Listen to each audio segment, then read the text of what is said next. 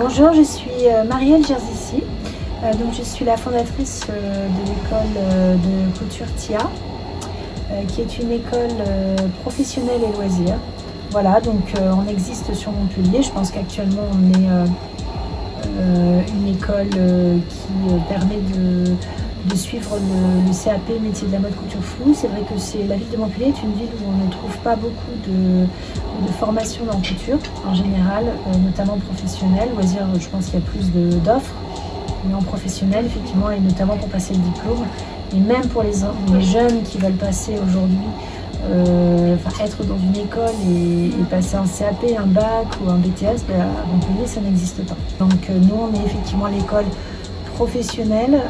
plutôt adaptée aux adultes. Donc soit des jeunes qui ont fait des études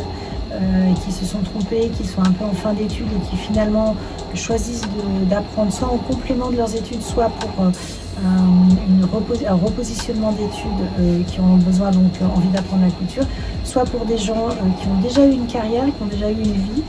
et qui souhaitent se reconvertir dans la couture parce que c'est un choix. Voilà, ils ont fait peut-être pendant une période de leur vie autre chose et puis souhaitent se reconvertir dans quelque chose de complètement différent, et notamment dans la couture. Soit aussi des gens par exemple qui sont en fin de carrière et qui souhaitent s'orienter en second revenu, par exemple dans leur retraite, avoir un second revenu dans la couture. Et donc c'est pareil, qui ont une vie peut-être dans toute autre chose, et puis qui à un moment de fin de carrière se disent bah tiens, je suis passionnée, ou ça m'a toujours attirée, j'aimerais bien faire ça, j'ai toujours rêvé de faire ça. Donc vont choisir d'apprendre la couture dans un projet professionnel, donc de retraite, qui n'est pas forcément un projet de retraite où on va faire 35 heures ou voire plus, mais ça peut être à titre passionnel, et puis ça peut être rémunérateur aussi, parce qu'à un moment quand on va passer un certain cap, que peut-être on va fabriquer